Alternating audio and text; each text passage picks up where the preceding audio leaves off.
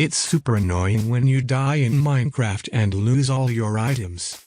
In this video, I'm going to show you to keep your inventory or items when you die. One method will let you keep your entire inventory. So go to Settings.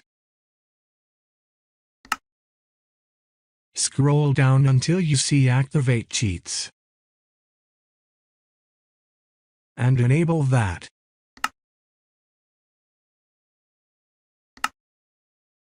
Then enable Keep Inventory.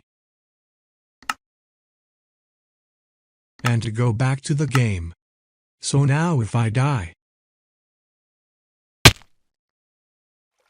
and respawn, I don't lose my inventory anymore.